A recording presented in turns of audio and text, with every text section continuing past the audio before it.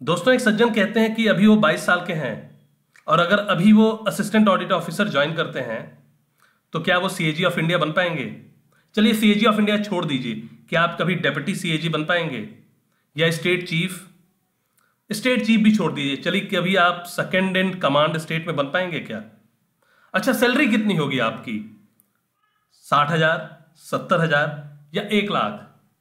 Social Prestige क्या होगी आपकी? तो आज इन्हीं सभी चीजों पे बात करेंगे। नमस्कार दोस्तों, मैं हूं तेज प्रताप और आप अपने चैनल एसएससी गधा पे हैं। चलिए शुरू करते हैं। तो बेसिकली मैंने एक्शन प्लान बनाया हुआ है, कैसे कैसे मैं पूरा एक्सप्लेन करने जा रहा हूं आपको वीडियो, तो वो मैं सबसे पहले आपको समझाता हूं। तो सीएजी स्ट्रक्चर समझेंगे हम स्टेट लेवल पे, क्योंकि बेसिकली हमें स्टेट में ही ज्वाइन करना है। ड्यूटीज एंड रिस्पॉन्सिबिलिटीज, क्या काम होंगे आपके पास एज अ AAO, ठीक। SAS के लिए बहुत ज़्यादा कन्फ्यूजन है आप लोगों को, तो उसके बारे में समझेंगे। सैलरी स्ट्रक्चर क्या है वो समझेंगे, ठीक है। प्रमोशनल एस्पेक्ट्स उसके बाद देखेंगे और फिर प्रॉस एंड कॉन्स क्या हैं। ज्वाइन करते हैं आप तो क्या फायदे और क्या नुकसान है, ये सारा देख के हम अपना वीडियो रैप अप कर देंगे। असिस्टेंट ऑडिट ऑफिसर सेलेक्ट होने के बाद आपको स्टेट के AG ऑफिस में काम करना होगा। यहाँ पे CAG नहीं बोलते, इसको AG ऑफिस बोलते हैं, जिसका फुल फॉर्म है अकाउंटेंट जनरल्स ऑफिस, ठीक है। क्योंकि जो स्टेट चीफ होता है वो प्रिंसिपल अकाउंटेंट जनरल होता है, ठीक है। ये बेसिकली लोकेटेड होता है आपका स्टेट कैपिटल में। यूपी का AG ऑफिस इलाहाबाद में लोकेटेड है, जो एक डेविएशन है, वो स्टेट कैपिटल में नहीं है, ठीक है। अच्छा, इसके बाद अब समझ लेते हैं जरा break down of a typical AG office. जो आपका अकाउंटेंट जनरल ऑफिस है वो ढेर सारे आप कह सकते हैं उसकी ब्रांचेस हैं, उसमें डिवाइड है वो। G&SS से general and social sector audit, ठीक है। E&RS से है PDA सेंट्रल और कॉमर्शियल ऑडिट। तो G&SS में बेसिकली आप स्टेट गवर्नमेंट की जो सारी ऑडिट्स होंगी वो आप करेंगे, जैसे police department, fire department, agriculture department, Panchayati Raj, sales tax etcetera. तो इसमें कौन सी ऑडिट होगी? स्टेट डिपार्टमेंट की ऑडिट। स्टेट गवर्नमेंट जो सेंट्रल गवर्नमेंट रेवेन्यू देती है उसकी सारी ऑडिट इसमें करेंगे आप, ठीक है। PDA सेंट्रल की बात करें तो बेसिकली जो आपने सेंट्रल गवर्नमेंट की जो डिपार्टमेंट्स हैं उसकी ऑडिट करेंगे आप। इनकम टैक्स, एक्साइज, ठीक है, कस्टम, जो सेंट्रल फंडेड यूनिवर्सिटीज हैं उनकी ऑडिट हो जाएगी इसमें। कॉमर्शियल ऑडिट में आप PSUs की ऑडिट करेंगे, ठीक है, जैसे कंपनीज है सेल, गेल, भेल, ठीक है, ONGC। तो इन सब की ऑडिट आप कॉमर्शियल ऑडिट के अंदर में आता है, ठीक है। बेसिकली जो इस बार वैकेंसीज हैं दोस्तों वो कॉमर्शियल ऑडिट में ही हैं, अब तक जो मतलब इंफॉर्मेशन आ रही है। हो सकता है कि वो G&SS वगैरह में भी हो, पहले में इसमें भी हो, पर जो चांसेस हैं वैकेंसीज की वो कॉमर्शियल ऑडिट में है। रीजन उसका क्या है? कॉमर्शियल ऑडिट में जो SAS होता है वो और ज़्यादा टफ हो जाता है, ठीक है। तो इसमें वैकेंसी जनरली फुल नहीं हो पाती हैं, तो इसको ये ओपन कॉम्पिटिटिव एग्जाम के थ्रू हर 6-7 साल में एक बार फिल करते हैं, ठीक है। तो जो चांसेस हैं वो कॉमर्शियल ऑडिट के ही हैं जो आप ज्वाइन करेंगे। तो इसके भी प्रॉस एंड कॉन्स समझेंगे कॉमर्शियल ऑडिट के। चलिए आगे बढ़ते हैं। तो ड्यूटीज एंड रिस्पॉन्सिबिलिटीज आपकी क्या होंगी? आपको बेसिकली ऑडिट करना होगा अकाउंट्स का, सेंट्रल गवर्नमेंट के अकाउंट्स, स्टेट गवर्नमेंट के अकाउंट और ऑटोनोमस बॉडीज के, ठीक है। ऑडिट आप 2 तरीके से करेंगे। एक, वाउचर्स आपकी ऑफिस में आ जाया करेंगे, उनके ऑडिट करनी होगी आपको। दूसरा, आप फील्ड पे जाएंगे और वहां ऑडिट करेंगे। फील्ड पे मतलब उस डिपार्टमेंट के अंदर जाएंगे आप और वहां पे ऑडिट करेंगे, ठीक है। तो ये 2 हो गई। और दूसरा आपके पास काम होगा, जो भी ऑडिटर्स काम करते हैं, सीनियर ऑडिटर्स, उनके काम को आपको रिव्यू करना होगा, उन्होंने सही किया है या गलत किया है। सारी रिस्पॉन्सिबिलिटी आपकी होगी, उनसे कोई भी नहीं पूछेगा हायर अप कि उन्होंने क्या किया है, ठीक। स्क्रूटनी पे आप जाते हैं। फील्ड ऑडिट सबसे बड़ा कंपोनेंट है, फील्ड ऑडिट पे आपको रहना पड़ता है और सुपीरियर ऑफिसर से आप कोऑर्डिनेट करते हैं ताकि आप ऑडिट रिपोर्ट्स को कंपाइल कर सकें। और ये ऑडिट रिपोर्ट मार्च में कंपाइल होती है, जो कि लेजिस्लेचर में रखी जाती है, ठीक है, स्टेट में और सेंट्रल में, ठीक है। The job basically involves extensive field duty. Field duties में एक मस्ट कंपोनेंट है AAO, इसके बाद AO, सीनियर AO, सबके लिए। चलिए अगली स्लाइड समझते हैं क्या है। AAO द रोड अहेड, मतलब प्रोबेशन पीरियड जो आपका है 2 साल का है। 2 साल जब आप कंप्लीट कर लेंगे तो आपको अपीयर होना होगा SAS के एग्जाम में, subordinate audit oblique account service exam. Total 9 papers होते हैं इसमें, लेकिन जो प्रपोजल ऐसा कुछ मतलब आ रहा है कि आपको फिर सिर्फ 5 पेपर्स में ही अपीयर होना होगा। वो होगा CPWD central public works department, cost accounting, financial accounting, government accounting and constitution of India. तो ये जो 5 पेपर में आपको अपीयर होना है, 4 पेपर हो सकता है कि आपको एग्जेम्प्ट कर दिया जाए, तो ज़्यादा खुश होने की बात नहीं है। ये जो 4 पेपर हैं नॉर्मल इंग्लिश और ये मैथ्स वगैरह के हैं जो इन्होंने एग्जेम्प्ट किए हैं, ठीक है, तो उससे ज़्यादा कुछ फर्क नहीं पड़ने वाला। अगर आप SAS क्लियर नहीं कर पाते हैं तो आपको डिमोट कर दिया जाएगा आपकी करंट पोजीशन से।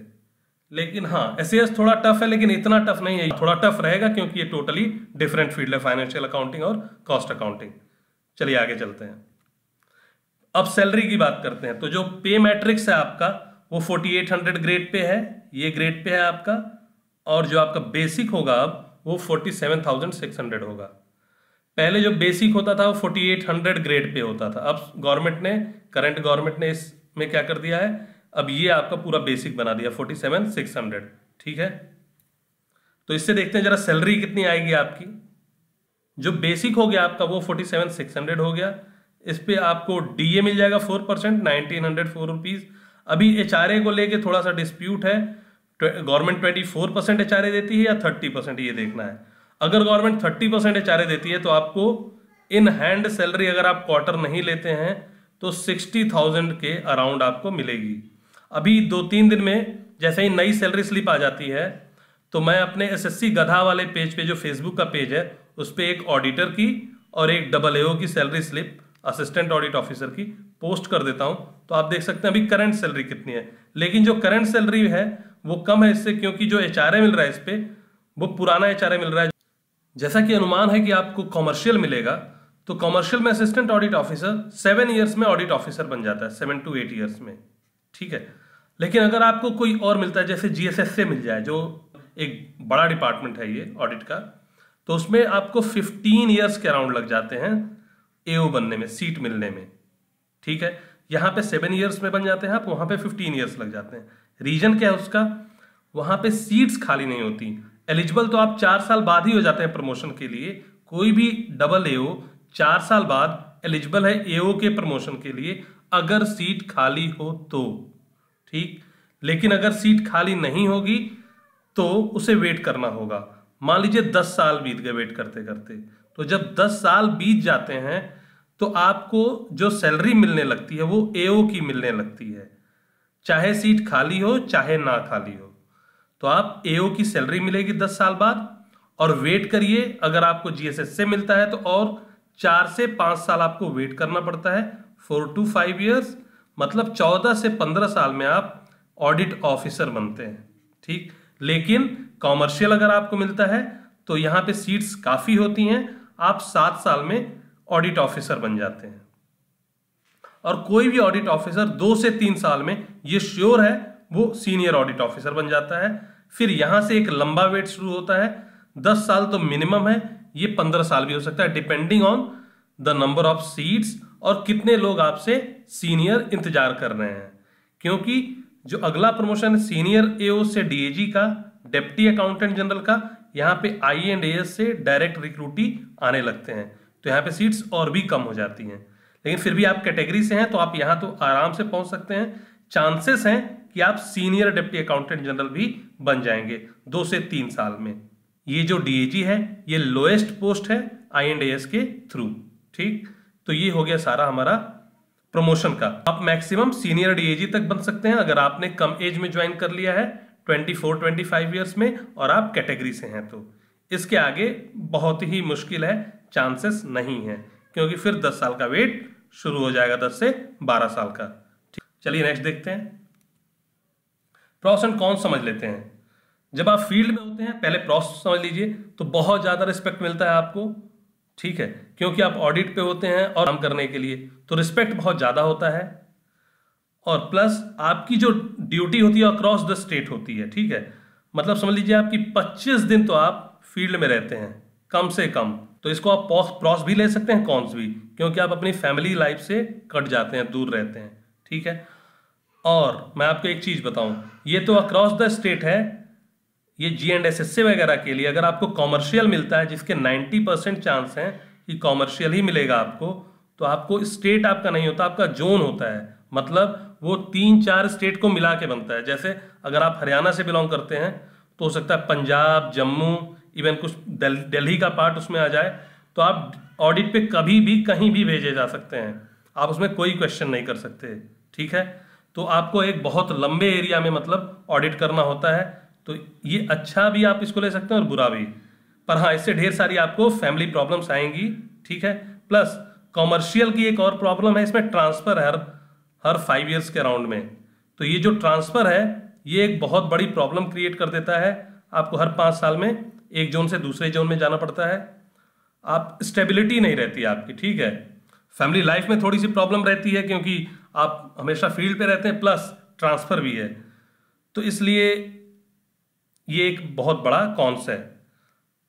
अब एक प्रॉस देखें तो आप एक कॉन्स्टिट्यूशनल बॉडी के लिए काम कर रहे हैं और आपके रिपोर्ट की बहुत ज़्यादा वैल्यू होती है लेजिस्लेचर में। ठीक है, और आप किसी मिनिस्ट्री के अंडर में नहीं है, तो इसका फायदा ये होता है कि बॉसिज्म बहुत कम होता है।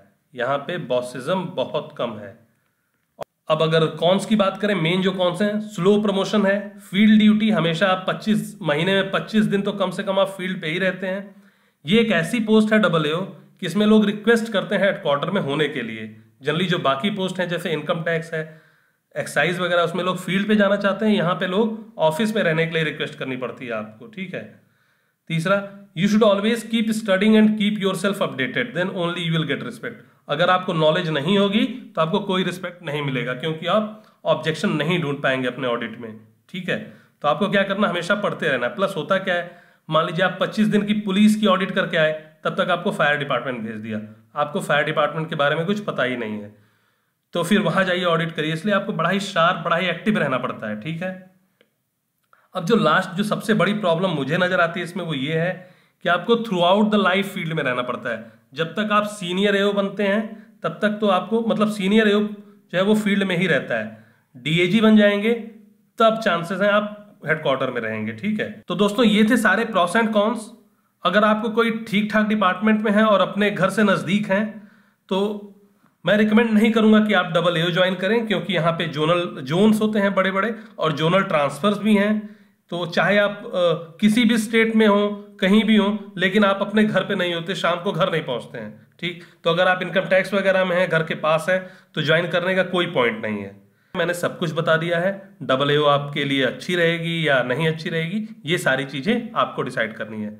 आशा करता हूं दोस्तों आपको ये वीडियो पसंद आया होगा। धन्यवाद।